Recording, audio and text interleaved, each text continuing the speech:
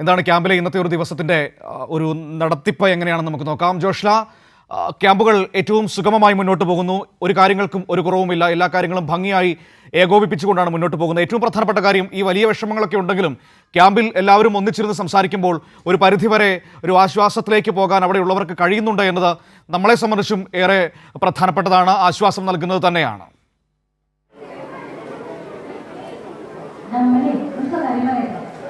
മനു, ഏറ്റവും പ്രധാനപ്പെട്ട ഒരു കാര്യം ഞാനിപ്പോൾ എൻ്റെ പിന്നിലായി കാണുന്നത് കുട്ടികളുടെ ഒരു മാനസികമായ ഉന്മേഷവും ആരോഗ്യവും വീണ്ടെടുക്കുന്നതിനായി കൗൺസിലർമാർ നടത്തുന്ന പ്രോഗ്രാമാണ്. അതായത് ഇതുവരെ ആളുകളുടെ ഒരു പ്രയാസങ്ങളൊക്കെ ഈ ഒരു സമാന മനസ്കരോട് സംസാരിച്ചപ്പോൾ മാറുന്നതാണ്. എന്നാൽ കഴിഞ്ഞ കുറേ ദിവസമായി ദുരന്തഭൂമിയിൽ അതിൻ്റെ ഒരു ആകാംക്ഷ, ഒരു ഭയവും ഒക്കെ ആയി മനസ്സ് മടുത്ത് ഈ 5 ദിവസമായി ഇവിടെ കഴിഞ്ഞുകൊണ്ടിരിക്കുന്ന കുട്ടികളുണ്ട്. അവരെ മുന്നിൽ കണ്ടുകൊണ്ടുള്ള പ്രവർത്തനങ്ങളാണ് കൗൺസിലേഴ്സിന്റെ നേതൃത്വത്തിൽ ഇവിടെ നടക്കുന്നത്. അതായത് അവരെ ഒന്ന് ഉത്തേജിപ്പിക്കുക, മാനസികാരോഗ്യം വീണ്ടെടുക്കുക, വീണ്ടും ജീവിതത്തിലേക്ക് തന്നെ തിരിച്ചു കൊണ്ടുവരേണ്ടതുണ്ട്. അത്തരത്തിലുള്ള പ്രവർത്തനങ്ങൾ നടന്നുകൊണ്ടിരിക്കുകയാണ് എന്നുള്ളതാണ്.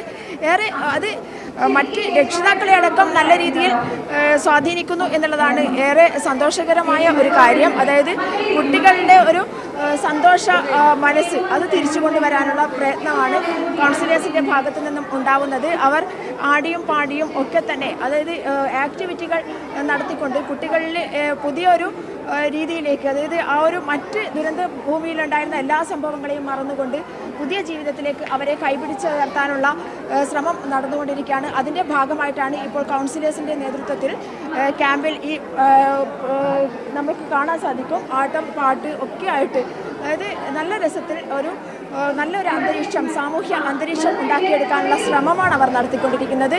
ഞാൻ നേരത്തെ സൂചിപ്പിച്ചതുപോലെ തന്നെ ഭക്ഷണമായാലും വസ്ത്രമായാലും അതൊക്കെ തന്നെ കൃത്യമായി ഇവിടെ നടന്നു പോകുന്നുണ്ട്. എന്നാൽ മാനസികമായ ഒരു ആരോഗ്യം കൂടി അത് വീണ്ടെടുക്കേണ്ടതുണ്ട്. അത് രക്ഷിതാക്കൾക്കായാലും കുട്ടികൾക്കായാലും എല്ലാം തന്നെ ഒരുപോലെയാണ്. കുട്ടികളുടെ കളിയും ചിരിയും കണ്ടുകൊണ്ട് രക്ഷിതാക്കൾക്കും അതിലേക്ക് ശ്രദ്ധ കേന്ദ്രീകരിക്കാൻ സാധിക്കും. അവരുടെ കളിയും ചിരിയിൽ നിന്ന് പുതിയൊരു ലോകം ഉണ്ടാക്കിയെടുക്കേണ്ടതുണ്ട്. അതൊക്കെ തന്നെ മുന്നിൽ കണ്ടുകൊണ്ട് തന്നെയാണ് കൗൺസിലേഴ്സ് ഇത്തരത്തിൽ ഒരു പ്രവർത്തനവുമായി മുന്നോട്ട് പോകുന്നത്. എന്തായാലും ക്യാമ്പിലാകെ ഒരു ഉണർവുണ്ടാക്കുന്ന ഒരു സംഭവമായി മാറുകയാണ് ഈ പ്രവർത്തനങ്ങൾ. അവർ പാടിക്കൊണ്ട് തീർച്ചയായും അത് ഒരു ഏറ്റവും ആവശ്യകതയുള്ള ഒരു കാര്യം തന്നെയാണ്. കാരണം നമുക്കറിയാം, മനസ്സ് മരവിച്ചാണ് ആ മനുഷ്യർ ആ ക്യാമ്പുകളിൽ നിൽക്കുന്നത്. അവരുടെ കൺമുന്നിലാണ് ഒരു വലിയ ദുരന്തം കടന്നുപോയത്, അതിൻ്റെ ഒരു വലിയ ആഘാതമുണ്ട്. അതിൽ നിന്ന് കരകയറുക എന്ന് പറയുന്നത് ചെറിയ കാര്യമല്ല. അപ്പോൾ അതിനു വേണ്ടിയിട്ടുള്ള മാനസിക വ്യായാമങ്ങളൊക്കെ ഒരുപാട് വേണ്ടിവരും. ആ ശ്രമങ്ങൾ നടത്തുന്നു എന്നത് തീർച്ചയായും അഭിനന്ദനാർഹവും മാതൃകാപരവും തന്നെയാണ്. ജോഷില,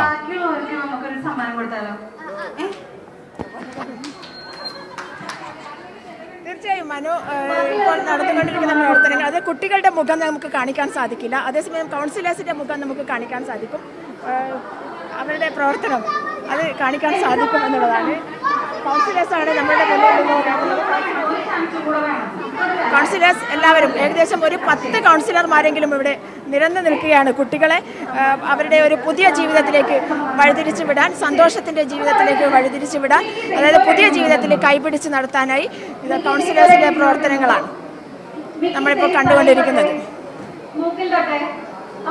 തീർച്ചയായും ഈ വലിയ ദുരന്തത്തിനിടയിലും ഈ സങ്കടത്തിനിടയിലും അവർക്കൊരു ആശ്വാസമാകുന്നുവെങ്കിൽ അത് വളരെ പ്രധാനപ്പെട്ട തന്നെയാണ്. അതിനപ്പുറത്തേക്ക് ഇതിന്റെ മാനസിക ആഘാതത്തിൽ നിന്ന് മുക്തരാവുക എന്ന് പറയുന്നത് ഒരു ഭഗീരഥ പ്രയത്നം തന്നെയാണ്. ജോഷില, അതിനു വേണ്ടിയിട്ടുള്ളൊരു സമഗ്രമായ ഇടപെടലും സമഗ്രമായ ഒരു മാസ്റ്റർ പ്ലാനും തയ്യാറാക്കിയിട്ടുണ്ട് സർക്കാർ എന്ന് പറയുമ്പോൾ, ഇന്നത്തെ ഈ രക്ഷാദൗത്യത്തിനപ്പുറത്തേക്ക് നാളേക്ക് എന്ത് ചെയ്യണം, എങ്ങനെ ഇതിൽ നിന്ന് രക്ഷപ്പെട്ടു വന്ന മനുഷ്യരെ സമൂഹത്തിന്റെ മുഖ്യധാരയിലേക്ക് പൂർണ്ണ മാനസികാരോഗ്യത്തോടെ തിരികെ കൊണ്ടുവരാൻ കഴിയണം എന്നതടക്കമുള്ള കാര്യങ്ങളിൽ ഗൗരവമായ ചിന്ത നടക്കുന്നു എന്ന് പറയുന്നത് തീർച്ചയായും ആശാവഹം തന്നെയാണ്.